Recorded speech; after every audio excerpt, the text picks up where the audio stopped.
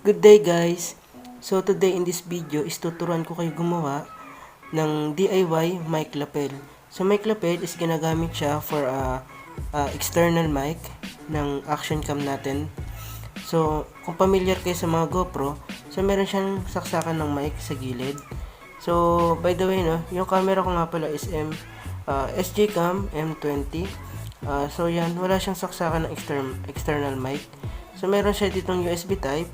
So nag-try na rin akong bumili ng external na USB type.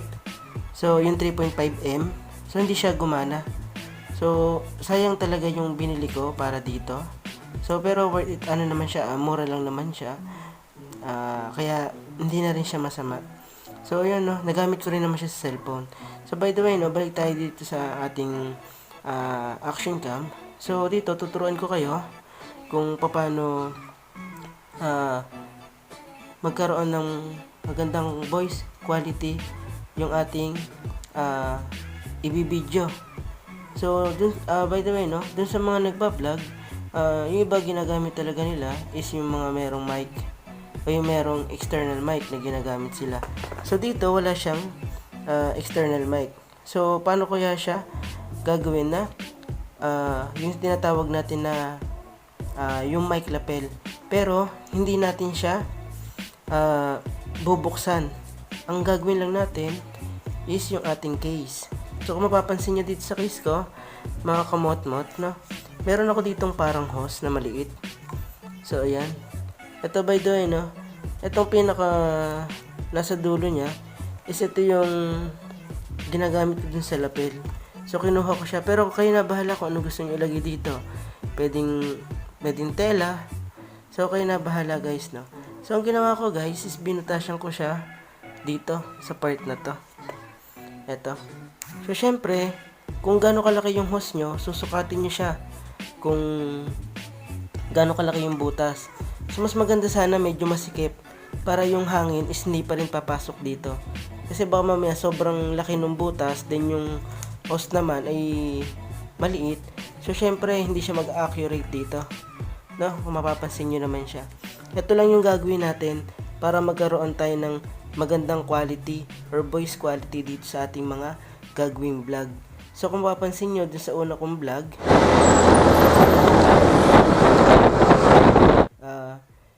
hindi ko pa siya totally naiisip tong ganito. So inisip ko kung paano nga naman magiging maganda yung voice quality niya na hindi papasukin siya ng hangin. So una, nag-try na din ako dati, nilagyan ko siya dito ng tape. So yung nag-vlog ako, nilagyan ko siya dito ng tape.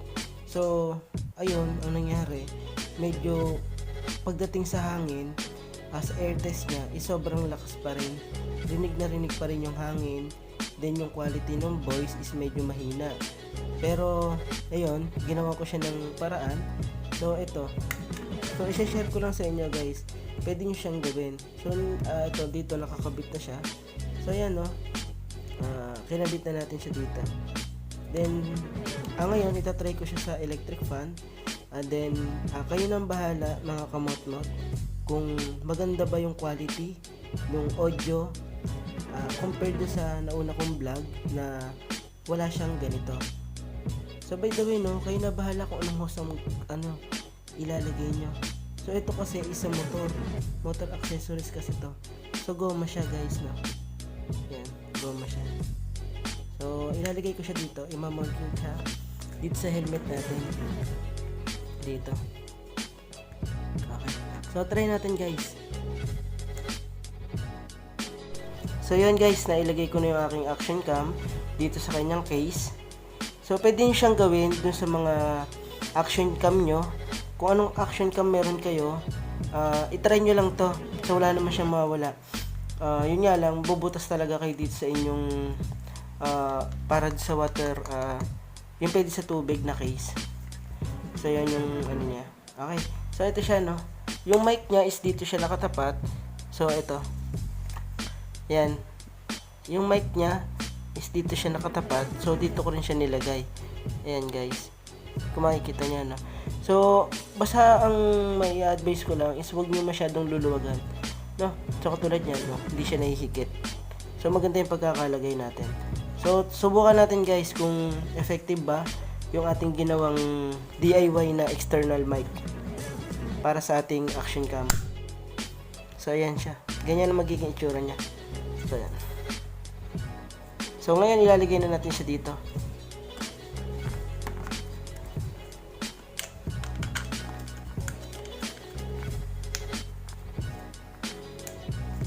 So, ayan guys. Nakalagay na siya dito. Yung ating camera. Nakalagay na siya yung ating camera dito sa ating helmet. So, nakamount na siya. So, ang gagawin na natin, higpitan na lang natin siya. Then, itetest natin siya sa electric fan. So, syempre, number 3 natin. Try natin. Kasi, di ba, pag nagdadrive tayo, normally yung hangin or yung hangin is sobrang lakas. So, hindi na minsan naririnig yung boses natin. So, ito, kung meron kayong medyo mas mahaba nito, guys, pwede nyo siyang ilagay dito sa baba. So, mas maganda siya. Pero, ayun, sinubukan ko lang naman siya. Sinubukan ko lang naman to kasi nakita ko lang siya kanina dito sa labas ng bahay namin. So, nagtry lang ako. So, pwede naman siyang ganyan. Kung wala naman kayong pambili or meron kayong host na tama lang. So, ayan. Dito yung siya ilalagay, guys. Pasok nyo lang siya sa loob. So, okay guys.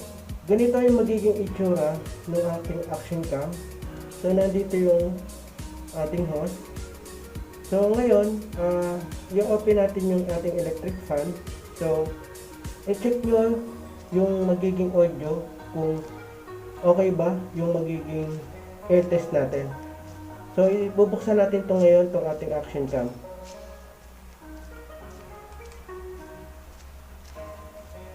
So, yun. Okay na. Bali, itetest na natin siya. Open natin yung electric fan ngayon.